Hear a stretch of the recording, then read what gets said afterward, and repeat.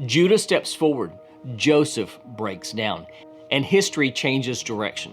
Join me to discover why this single act of self-sacrifice unlocks redemption in this week's 5-Minute Torah.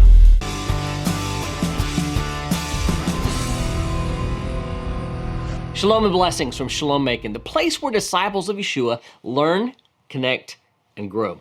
I'm Darren, and before I get into the 5 minutes of my 5-Minute Torah commentary, let's cover a few quick facts about this week's Torah portion.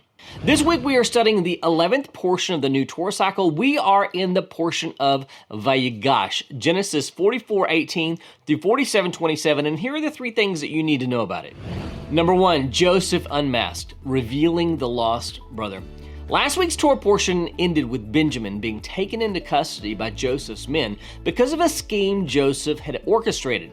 This week's portion opens with Judah stepping forward to plead for Benjamin's release, going so far as to offer himself in Benjamin's place. When Joseph heard Judah's plea, his resolve finally broke. Judah's willingness to protect his brother proved that the brothers had truly repented of their betrayal. They were determined not to let their father lose yet another son. Joseph dismissed his attendants and wept openly before his brothers. Rather than confronting them with their past crime, he revealed his identity with the words, "Ani Yosef." I am Joseph. Is my father still alive? What followed was a deeply emotional reunion that restored what had once been shattered. Number two, Jacob's immigration, descending into Egypt. After the reconciliation, Joseph sent his brothers back to Canaan to bring their father and the rest of the family back to Egypt, where he could provide for them throughout the famine. He loaded their animals with generous gifts for Jacob, signaling both honor and abundance. When the brothers told their father what had happened, Jacob was stunned and initially unbelieving, but the caravan of wealth confirmed their story, and he reluctantly agreed to return with them to Egypt to see his long-lost son. Knowing Jacob's fear and hesitation, God reassured him through a dream, affirming that this descent was part of a greater plan. Strengthened by that assurance, Jacob gathered all he had and set out for Egypt to be reunited with Joseph. And number three, prosperity in Goshen, the precursor to slavery. Jacob and his family finally arrived in Egypt, and Joseph formally introduced his father to Pharaoh. Pharaoh granted them permission to settle in the land of Goshen, where they would live in peace and prosperity. During this time, Joseph administered Egypt's resources, exchanging food for land and consolidating ownership of the entire country under Pharaoh's authority. The portion closes on what appears to be a hopeful note. Thus, Israel settled in the land of Egypt, in the land of Goshen, and they gained possession in it and were fruitful and multiplied greatly. This is Genesis 47:27. Yet the Torah quietly hints at what lies ahead. This season of blessing sets the stage for a future transformation, one that will eventually lead Israel from prosperity into bondage. The 5-Minute Torah series is your guide to uncovering Messianic connections within each week's Torah portion, pulling together the Torah and the teachings of the apostolic scriptures. In just 5 minutes, you'll discover how the Torah connects to your life as a disciple of Yeshua with insights that are both practical and deeply spiritual. The 5-Minute Torah books are the weekly Torah portion with a Messianic connection in just 5 minutes. Don't wait. Order yours today. This week's Torah commentary is called Bitter or Better and comes from a book, 5-Minute Torah, Volume 1. Ani Yosef, I am Joseph. You could have heard a pin drop when Joseph spoke those two Hebrew words to his brothers. Their mouths fell open and their jaws nearly hit the floor. Their eyes bulged as they strained to recognize their younger brother hidden beneath the Egyptian garb. Confusion and despair rushed over them from head to foot in an instant.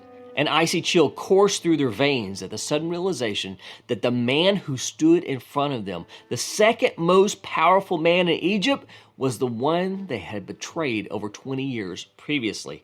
The next few seconds played out as if they were in slow motion as they began to process those two words. Their minds rewound the moment and zoomed in on his lips as he spoke, Ani Yosef. Did he really just say what we think we heard? It probably seemed like an eternity as millions of thoughts, fears, and regrets all collided in their minds simultaneously. Time stood frozen solid as the implications of this simple statement firmly landed on each one of them. We are so dead, they probably thought to themselves. The ghost of Joseph has come back to haunt us and take us down to the grave with him. This explains why he's been so cruel to us. We are doomed. It probably took them a few more moments to realize that Joseph had said something else, also something about their father. What was it? Oh, yes. He said, "Is my father still alive?" But they couldn't answer. They were literally speechless. They were still in shock at the realization that Joseph was still alive and all of the potential ramifications of that reality.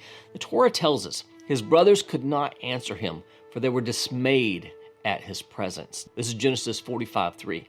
Rather than beginning as a joyous family reunion of estranged brothers, their reunion with Joseph was initially infused with terror. What would he do? Would they all be sold into slavery for the rest of their lives, or would he simply execute them for their cold-hearted betrayal of their younger brother? Simeon and Levi quickly glanced at one another as guilt and remorse flooded over them. At that moment, the cards were definitely not stacked in their favor, so they immediately braced themselves for the full impact of the wrath of Joseph. But it never came. He probably even had to repeat himself. Is my father still alive? Judah blinked. Reuben gasped. Gad exhaled deeply. Benjamin cocked his head in bewilderment as he attempted to process all that had taken place over the last few weeks. Is my father alive? Joseph asked yet another time, with his voice choking and tears beginning to roll down his face. They still couldn't answer him. So Joseph began to comfort their fears, saying, I'm your brother Joseph, whom you sold into Egypt. And now, do not be distressed or angry with yourselves because you sold me here, for God sent me before you to preserve life. This is Genesis 45:4-5. If it hasn't been obvious, Joseph's response is atypical. He doesn't respond with anger. He doesn't retaliate. He doesn't harbor bitterness toward his brothers for literally selling him out. He sees everything that happened to him as a part of a larger plan that God was weaving together over the many years of his misfortune in order to create something larger and more elaborate than a peaceful life for himself. God was using Joseph throughout his difficult life to accomplish his purposes in the earth, though he did not understand why at that time. His continual comfort, however, was his assurance that ultimately God was good and he was constantly good, despite the circumstances Joseph found himself in. The scriptures tell us he kissed all his brothers and wept upon them. This is verse 14. Because Joseph's eyes were constantly on God and his gracious sovereignty, he did not look to man as the one who controlled his destiny or his happiness. Yes, his brothers did something awful to him with ill intent, but he did not let that event be his filter for the rest of his life. His filter was God's goodness. Therefore, his heart could never be bitter toward his brothers. They were merely tools in the hands of God to bring about his greater purposes. In that case, it was the salvation of the world. How could Joseph be bitter about that? The next time things don't go our way, or we get frustrated or we're mistreated, let's step outside of ourselves and imitate Joseph. We can either allow someone else to control us, or we can control ourselves. No, we probably won't understand our situation any better, but we can make the choice to overcome our flesh and to find comfort in the goodness of our Creator. We can become bitter, or we can become better. The choice is ours. If you've been feeling stuck spiritually, relationally, or just worn down by the pace of life, I've got something for you. Last year at this time, I shared a teaching called Reboot 2025, Bringing in the New You.